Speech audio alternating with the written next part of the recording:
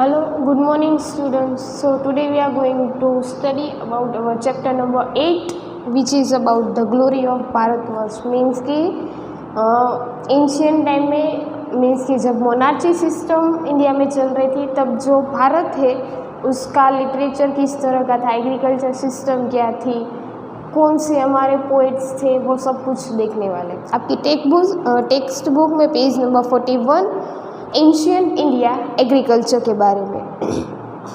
We get maximum food we consume and things we use in our daily life from farm products.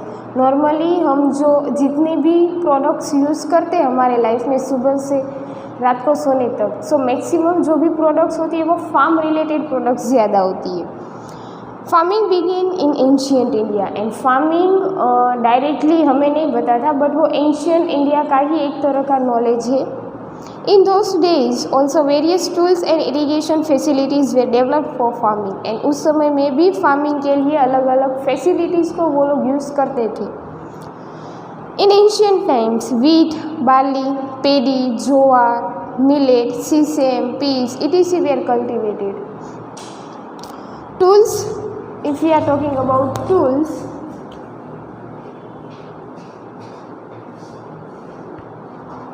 so in Harappan culture plough has not been found among tools used in agriculture. It means that there were not such type of facilities which they can use for irrigation.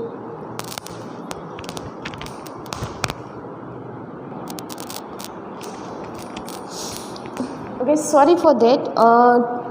सो हम tools की बात कर रहे थे। So in Harappan culture plough has not been found among tools use in agriculture.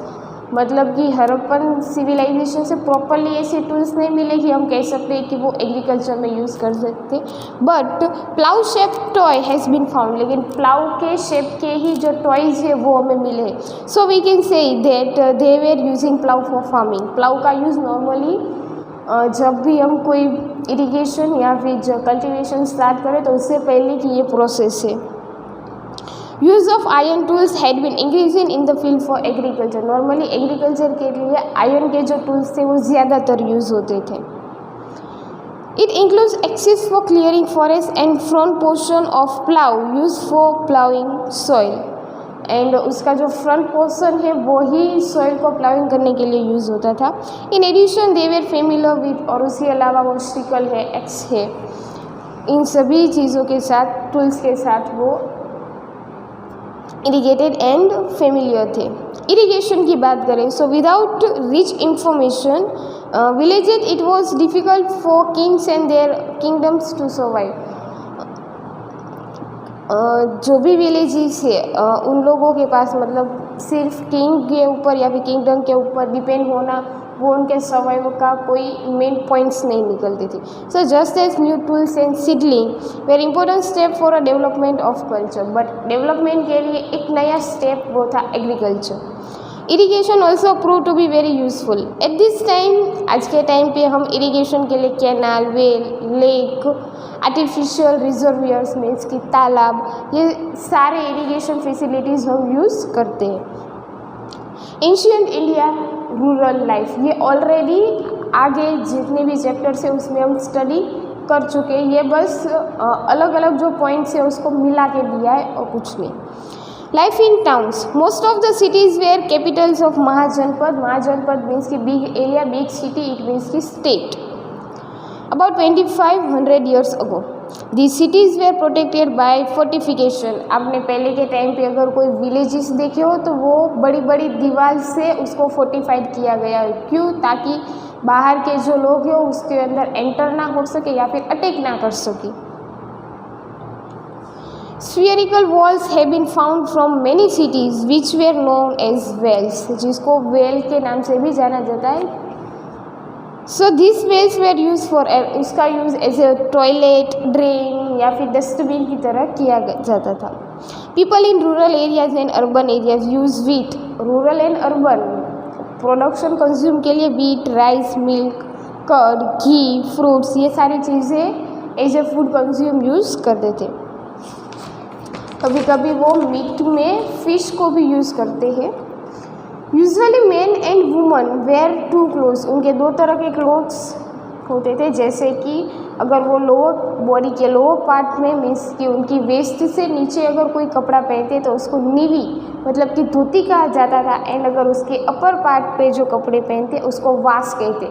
लेकिन अगर कोई कपड़े का टुकड़ा अगर वो अपर पार्ट पे लपेटते हैं, व्रैप करते हैं, तो उसको कहा जाता था आदिवास।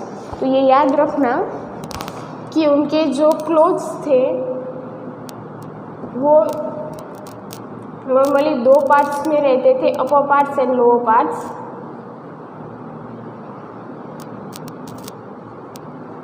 अपर पार्ट्स एंड लोअर पार्ट्स, जहाँ पे अपर पार्ट्स में जो पहनते थे उसको कहते हैं, सॉरी, लोअर पार्ट्स में जो पहनते थे उसको कहते थे नीवी, एंड अपर पार्ट्स में जो पहनते हैं उसको कहते हैं वास। एंड अगर कोई कपड़ा वो व्रैप बॉडी के अराउंड लपेटते हैं तो उसको कहते हैं आदिवास।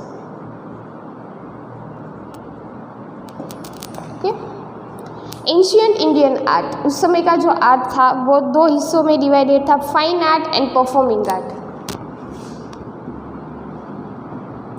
पहला है फाइन आर्ट एंड दूसरा है परफॉर्मिंग आर्ट।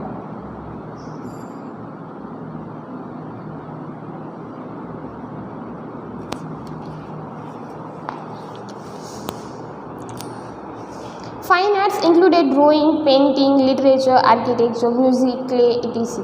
फाइन आर्ट मतलब क्या कि कोई ऐसा आर्ट की जो पहले किसी आर्टिशियन को कंप्लीट करना पड़ता है, फिर आप उसको देख सकते हो या फिर इंजॉय कर सकते हो।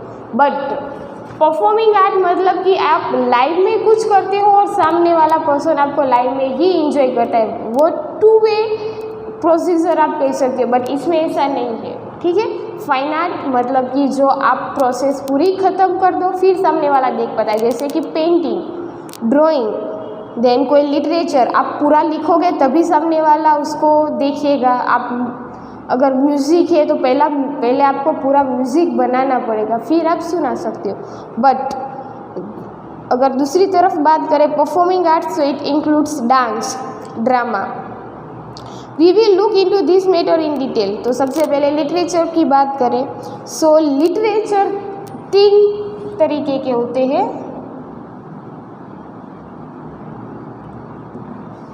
सबसे पहला रिलीजियस, देन सेकंड वन की बात करें तो नॉन रिलीजियस,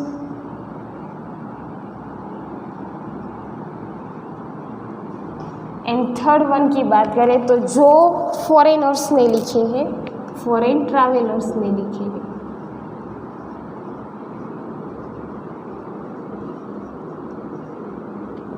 तो ये 3 तरह के लिटरेचर से, रिलीजियस लिटरेचर मीन्स कि जो हमारे धर्म के साथ कहीं ना कहीं जुड़ा हुआ है, जैसे कि रामायण, महाभारत। बुद्धिज़्म के लिए जो बुक्स लिखी गई थी जो कि थी त्रिपिटक, फिर उसके जो पार्ट्स थे सेम जैन रिलीजन के लिए जो लिखे गए टेक्स्ट है, तो वो रिलीजियस है। नॉन रिलीजियस मतलब कि जिसका नाता धर्म के साथ नहीं है, बट जो एक तरह के नाटक होते या फिर पोएम्स होते, सॉन्ग होते, फिर इंटरेस्टिंग स्टोरीज होती है किसी राजा के ऊपर की स्टोरी, तो उसको नॉन रिलीजियस टेक्स्ट कहते हैं। एंड फॉरेन मतलब कि बाहर की कंट्री से कोई पर्सन आते हैं एंड फिर जब वो ट्रैवल करते हैं तब वो देखते हैं और फिर अपनी बुक में जो लिखते हैं, जिसको हम ट्रैवलोजियस कहते हैं, तो वो है फॉरेन ट्रैवलर्स से लिखी गई बुक्स।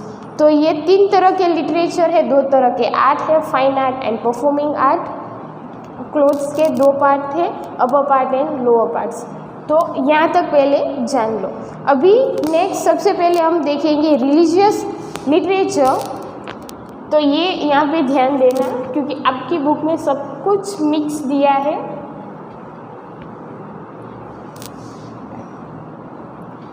सो हम थोड़ा उसको अलग करेंगे। सबसे पहले रिलीजियस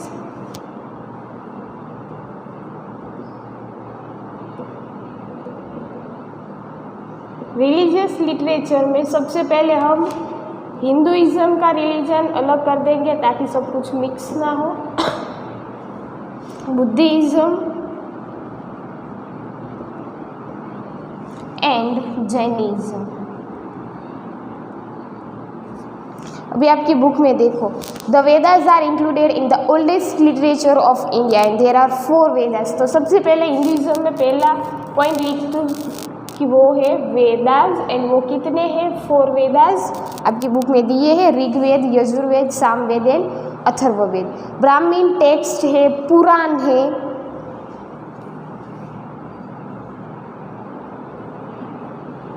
जो पुराण है वो बहुत ज़रूरी है क्योंकि धर्म के रिलेटेड पुराण उस समय बहुत सारे लिखे गए थे, जैसे कि शिव पुराण, विष्णु पुराण, गरुड़ पुराण, मत्स्य पुराण,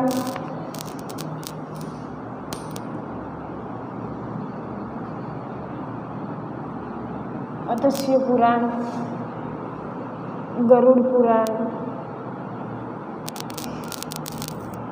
एक्सेट्रा। उसके अलावा क्या लिखा गया है? तो हम महाभारत की बात कर सकते हैं। एंशियंट टाइम में महाभारत को कहा जाता था जय संहिता।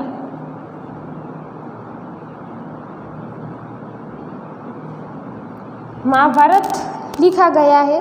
अगर हम महाभारत की बात करें तो महाभारत किसने लिखी है ये आपको पता होना चाहिए। तो महाभारत लिखी है वेद व्यास ने। सेम इट इज अगर हम रामायण की बात करें तो रामायण लिखी है वाल्मीकि ने। एंड रामायण में पूरी स्टोरी क्या है? तो बचपन से लेकर जो राम की क्या है पूरी लाइफ जर्नी उसमें दिखाई गई है। देन उसके बाद अगर आपकी बुक में देखें सो 108 जितने उपनिषद है, मीन्स की टाइटल बुक्स है जिसमें आप इंडियन फिलोसॉफी के बारे में जान सकते हो। वहाँ पे 18 जितने पुराण हैं जो हमने उसमें से कुछ लिखे हैं, विष्णु पुराण, गरुड़ पुराण, देन वायु पुराण, मत्स्य पुराण एक्सेट्रा। इसके अलावा एक और चीज़ है वो है श्रीमद् भागवत कथा एंड उपनिषद। आप नॉर्मली इतना लिख सकते हो हिंदुइज्म में, ठीक है। इससे ज़्यादा आपको याद रखने की या पढ़ने की ज़रूरत नहीं है क्योंकि फिर आप कंफ्यूज हो जाओगे थोड़े। उसके बाद अगर हम बुद्धिज़्म और जैनिज़्म में देखें सो ओरिजिनल टेक्स्ट अगर बुद्धिज़्म का है तो वो है त्रिपिटक। एंड त्रिपिटक 3 हिस्सों में डिवाइडेड है, सुक्त पिटक, विनय पिटक एंड अभिधाम पिटक। उसके अलावा दीधानिकिया एंड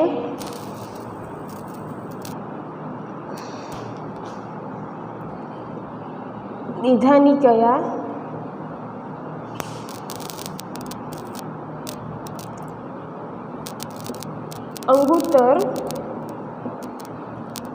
अंगुत्तर निकिया एंड माजिम निकिया, ये बुक्स भी पढ़ी जाती है कभी कभी बुद्धिज़्म के बारे में जानने के लिए। अगर हम माइथिकल स्टोरीज़ की बात करें मीन्स की जैनिज़्म की, तो हमें पता है कि जैनिज़्म के लिए जो स्टोरी है वो है आगम टेक्स्ट, जातक कथा,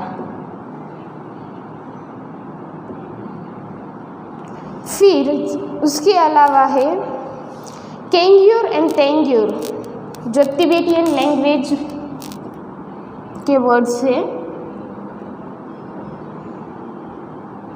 तेंग्यूर एंड केंग्यूर।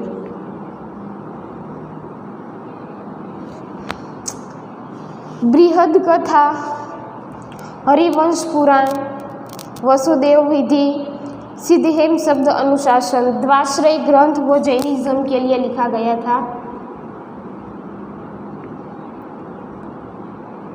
द्वाश्रय ग्रंथ ये सारे मेन टेक्स्ट है जैनिज्म के। आगम जो टेक्स्ट है वो 12 हिस्सों में डिवाइडेड है। Ancient Jain literature is divided into 14 पर्व and 12 text. The main text include आगम टेक्स्ट, देन वितालिक, दर्श वितालिक सूत्र एक्सेट्रा। ठीक है, तो ये सिर्फ पहला पॉइंट था, वो था रिलीजियस लिटरेचर। आपकी बुक में सब कुछ मिक्स है, अगर इसका स्क्रीनशॉट लेके आप एक बुक में लिखोगे तो ये लर्न करना या फिर ये पढ़ना आपके लिए इजी हो जाएगा। ठीक है, उसके बाद हम देखेंगे non religious literature.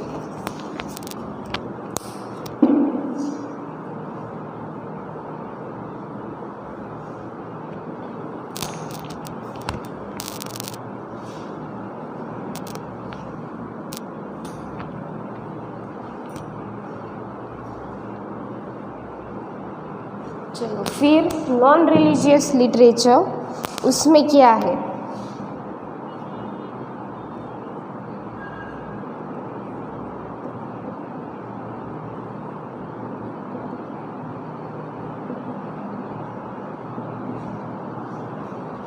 Literary text whose content is other than religious are called non-religious. The mostly include जिसमें mostly क्या include होता है? पोएम, ड्रामा, स्मृति, ग्रामर,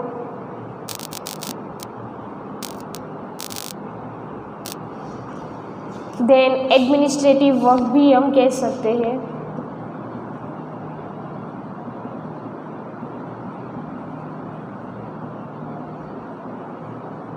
जिसमें एडमिनिस्ट्रेटिव वर्क में अगर आप लोगों को याद हो तो एक बुक थी, लॉ बुक, जिसको हम बोलते हैं अर्थशास्त्र, जो लिखी थी कौटिल्य ने। ग्रामर बुक है सीधे हेम शब्द अनुशासन। स्मृति है, आपकी बुक में आएंगे। ड्रामाज है जो हर्षवर्धन ने भी लिखे हैं। पोएम्स है जो बाणभट्ट, वाघभट्ट, ये सारे लिटरेचर आर्टिस्ट ने लिखे हैं। अभी आपकी बुक में देखो कि ग्रामर टेक्स्ट है। स्मृति की बात करें तो मनुस्मृति लिखी गई है, देन यज्ञवाल्क्य स्मृति लिखा है। नारद स्मृति मतलब कि पर्टिकुलर एक टॉपिक, एक पर्सन के ऊपर वो लोग लिखते हैं नॉर्मली, जिसको हम बोलते हैं autobiography. Large number of place, बहुत सारे प्लेस, पोएम लिखे गए हैं।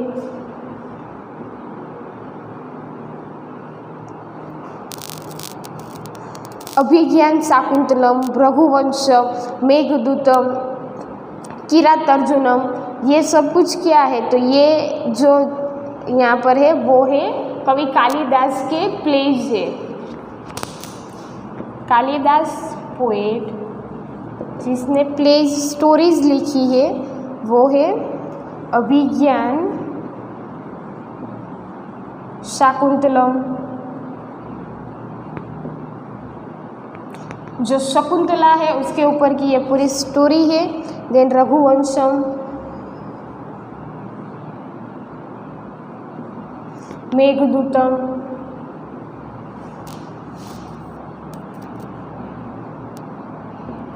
स्वप्नवासदत्तम, ये एक्सेट्रा। साउथ इंडिया में अगर आप जाओ तो जो संगम लिटरेचर है बहुत फेमस है। साउथ का संगम लिटरेचर वो काफ़ी फेमस है। क्यों? बिकॉज ऐसा माना जाता है that it was compose first 3 centuries and about 1600 folk poets composed heroic poems in 3 Sangam in Madurai. क्योंकि ये संगम लिटरेचर है वो 1600 जितने पोएट्स थे उन लोगों ने मिलकर ये संगम लिटरेचर बनाया था।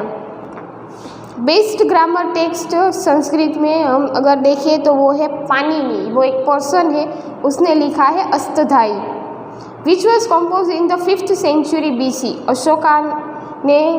अशोका के टाइम पे जो मौर्यन एम्पायर को जो पूरा दिखाता है कौन?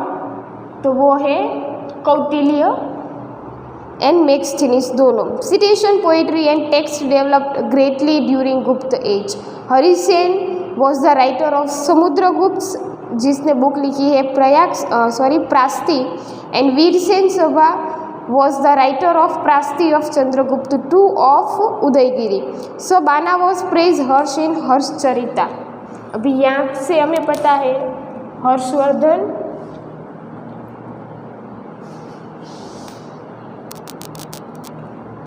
जिसने 3 प्लेज लिखे हैं, Ratnavali, Nagananda and Priyadarshika. Same as उसके टाइम में उसका जो पोएट था बाणभट्ट, उसने कादम्बरी एंड हर्षचरिता बुक लिखी है। फिर अगर हम बात करें समुद्रगुप्त जो गुप्त डायनेस्टी से बिलोंग करता है, जिसके टाइम पे एक पोएट था जिसका नाम है हरिसेन, जिसने प्रायग प्रास्ती नाम की बुक लिखी है। दूसरा है चंद्रगुप्त II, जिसके टाइम का जो राइटर है उसका नाम है वीरसेन एंड जिसने बुक लिखी है उदयगिरी। तो ये थे नॉन रिलीजियस लिटरेचर, ठीक है, एक बार देख लो। फिर थर्ड पॉइंट है description bye foreign travellers. Foreign travellers ने क्या लिखा है उसके बारे में। Many foreign tourists have been coming to India since centuries who have written their travelogies. जिन्होंने अपनी बुक में ट्रैवल करते करते लिखा है। So these travelogies give us information about Indian culture and life of people.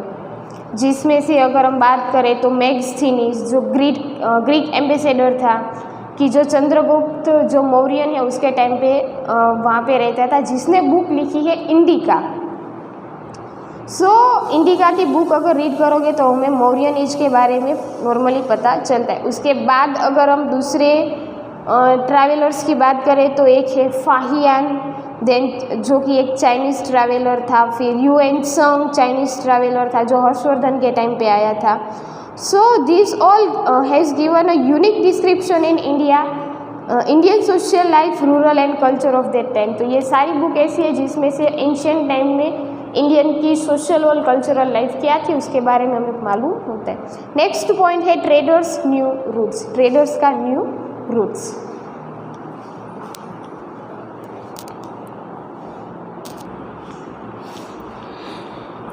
Okay, so next point, traders new route. In ancient times, India was quite well developed in trade and commerce. Means कि एक जगह से दूसरी चीज़ import करना, export करना, but foreign country के साथ Indian commodity को बेचना. Trading was done throughout land route and sea route.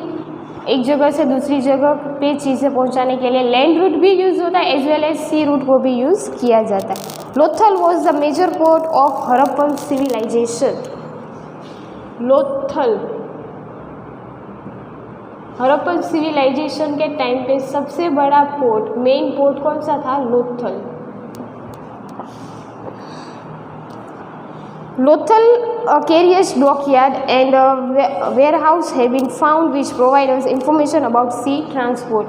Means ये ऐसी जगह जहाँ पे आपके जो शिप्स है वो आते हैं, फिर कमोडिटीज़ को रखते हैं, तो वो जो डॉकयार्ड है वो वहाँ पे पाई गई है।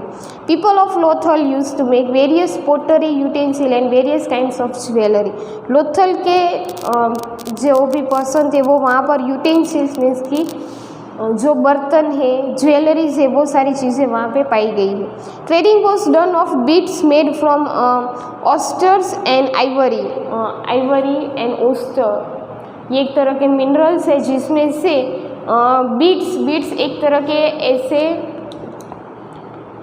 वुडन में से बनाए जाते हैं, ऐसे होते हैं बीड्स, बीच में होल होता है, बड़े बड़े ऐसे बीड्स होते हैं, तो बीड्स भी वहाँ पे पाए गए हैं। Indian spices and condiments and precious stone were in great demand. उस समय में जो इंडियन स्टोन मतलब कि जो डायमंड है, ज्वेल्स है, रूबी है, ये सारी चीज़ें काफ़ी डिमांड में थी। Cotton, silk, spices were exported to Europe via Central Asia. जो यूरोपियन कंट्रीज़ है उन लोगों को कॉटन, जो टेक्सटाइल, जो हमारे को क्लोथ्स है, स्पाइसेस है मीन्स कि मरी मसाला, ये सारी चीज़ें यूरोपियन कंट्री को हम बेचते थे।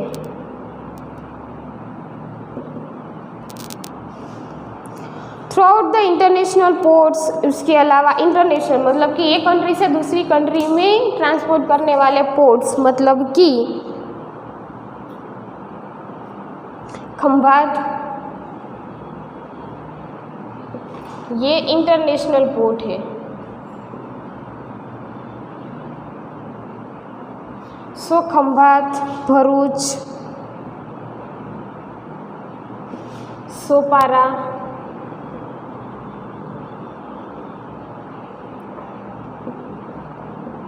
ताम्रलिप्ति,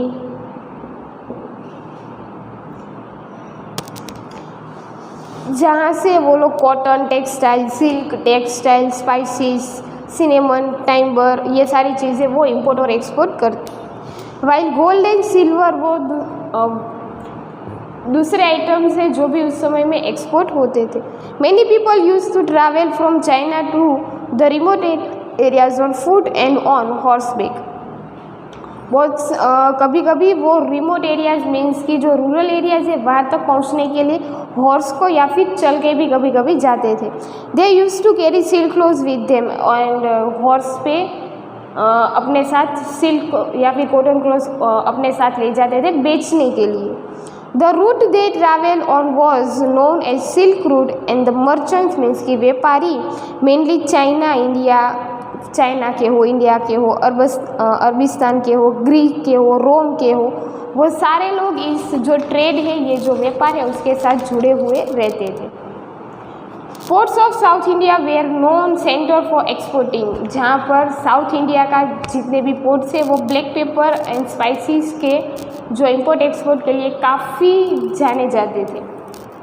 पेंटिंग्स की बात करें ancient India, so picture as a special medium which express the emotions of human being at the same time it's portrays the actual situation of that time, क्योंकि पेंटिंग से आप एक्चुअल सिस्टम, एक्चुअल आपकी जो condition है वो आप वहाँ पे रिफ्लेक्ट कर सकते हो। So oldest paintings have been found in neolithic era, जिसको हम बोलते हैं स्टोन एज के बाद का जो टाइम है उसकी बात है।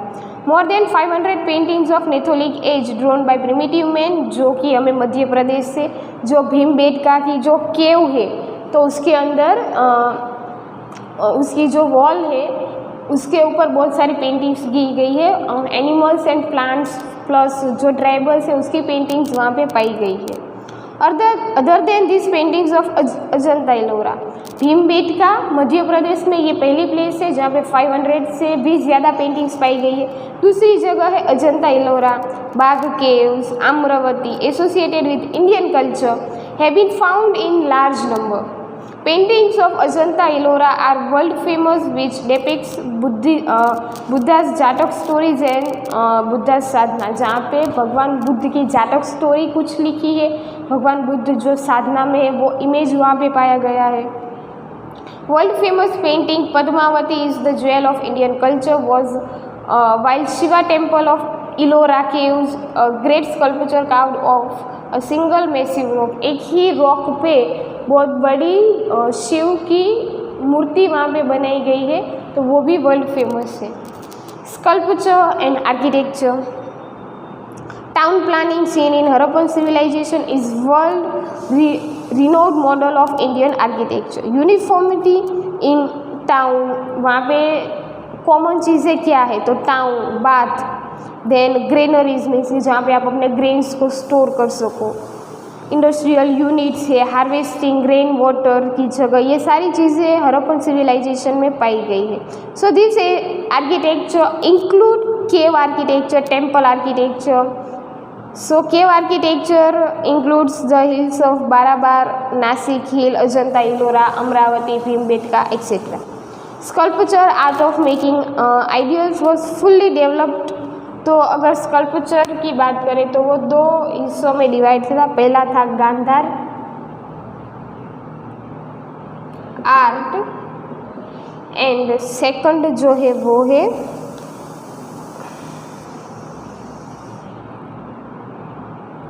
Indian art.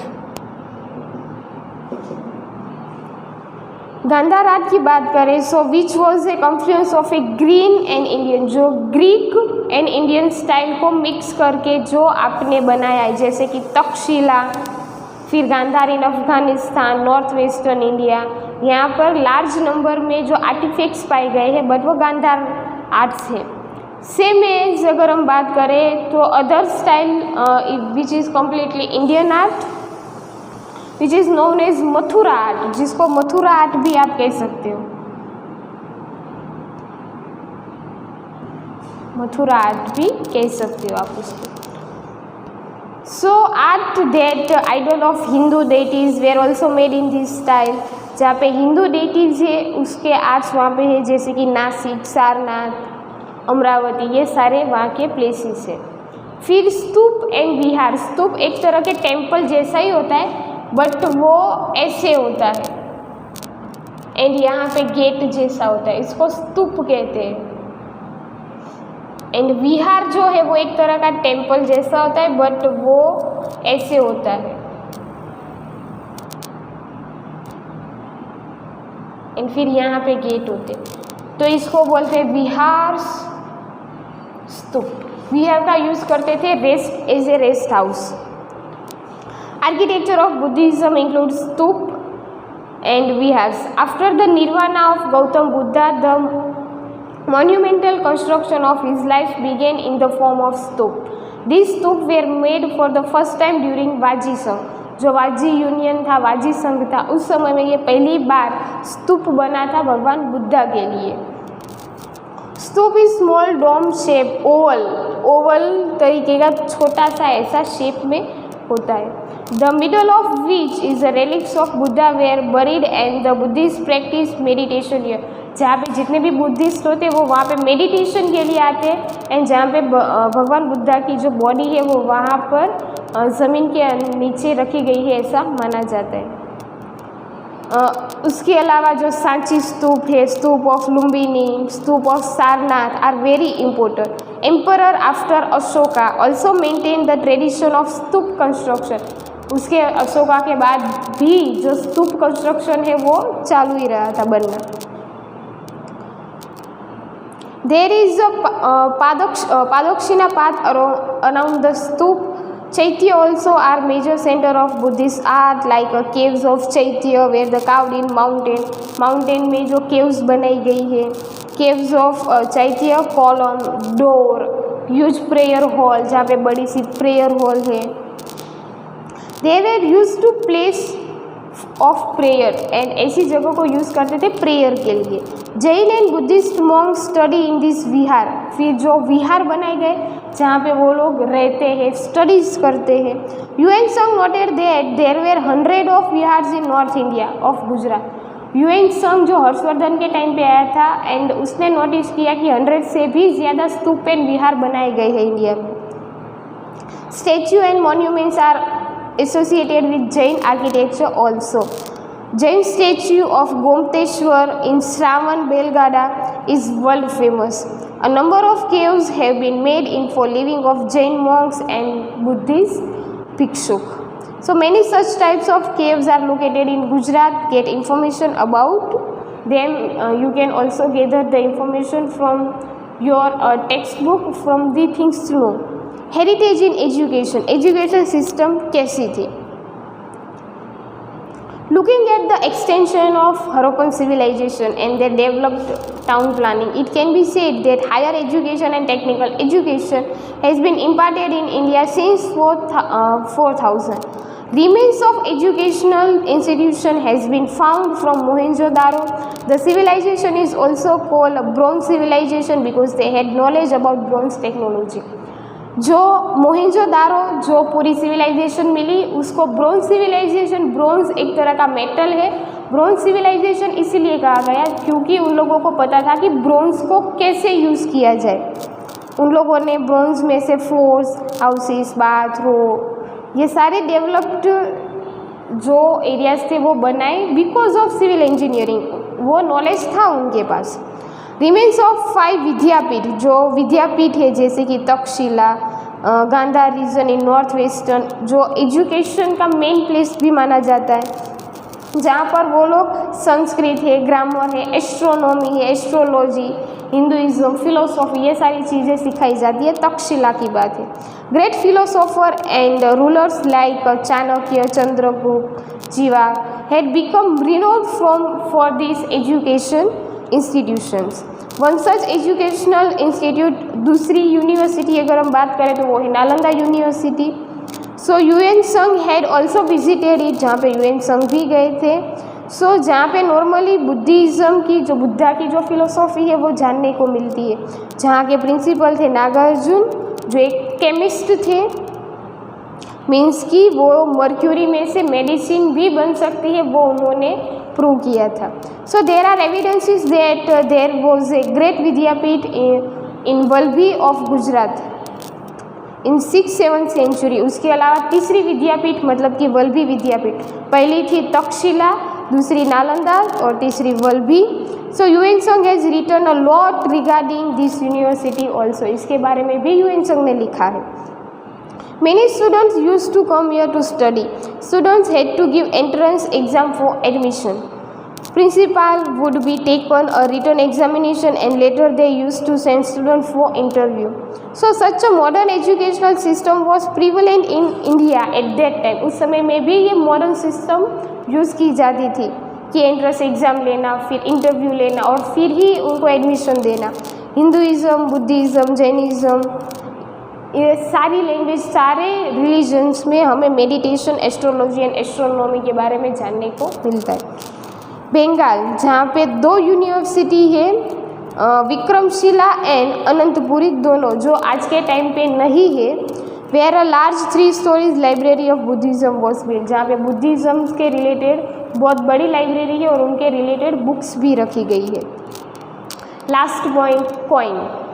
Coins are an important source to know about prosperity of India. आपके पास पैसे हो तो ही हम कह सकते हैं कि आप फाइनेंशियली स्ट्रॉन्ग हो। तो उस समय कॉइन मतलब कि जिससे आप जान सकते हो कि आप काफ़ी प्रॉस्पेरियस हो। Oldest coin in India are, and जिसमें से ओल्डेस्ट कॉइन है पंचमार्क कॉइन, जो 5th सेंचुरी में बना था। आफ्टरवर्ड, उसके बाद Indo Greek rulers introduce a special kind of gold coin on which the kings mark his photo and his time was mention. फिर एक ग्रीक एंड इंडो स्टाइल में coins बने, गोल्ड कॉइन्स, जिसके ऊपर राजा का फोटो है, पेंटिंग है, फिर उसका नाम, फिर कौन से टाइम पे वो बना है, वो टाइम पीरियड, ये सारी चीज़ें उसके ऊपर मार्क की जाती थी। So from this we learn about the history of that time. तो कॉइन से पता चल जाता है कि वो कौन से ईयर या फिर कितने टाइम पुराना है। The coins of Gupta age are the best. Samudragupta's coin with his picture of playing Veena, killing lion, coin of Chandragupta with picture of king and queen and Garuda, Chandragupta 2 के टाइम के जो कॉइन है जिसके ऊपर सिंह, विक्रम या फिर गरुड़ का जो फ्लैग है। So these coins are mostly of gold, which gives information about India's immense prosperity of that time. The consistent development of India has been taking place for centuries. So almost all branches of knowledge are flourished and developing in our country. तो हम बोल सकते हैं कि agriculture में काफ़ी development था, art में डेवलप्ड थे, लिटरेचर में डेवलपमेंट था काफ़ी। उसके अलावा एजुकेशंस की बात करें, कॉइन्स की, तो हम बेस्ट थे उस समय में। So India's great cultural heritage is unique throughout the world. तो पूरे वर्ल्ड में देखा जाए तो हम सच में काफ़ी बेस्ट थे। सो इस चैप्टर में हमने इंडिया मीन्स कि भारतवर्ष के बारे में, उसकी क्या प्रॉस्पेरिटी है, कैसे प्रॉस्पेरियस हुआ। आज के टाइम पे हमारे पास बहुत सारी टेक्नोलॉजी है, बट उसका जो बेसिक फॉर्म है वो कहाँ से मिला, उसके बारे में हमने जाना। सो यह our chapter number 8 about glory of Bharatvarsh is completed now. So goodbye and have a nice day.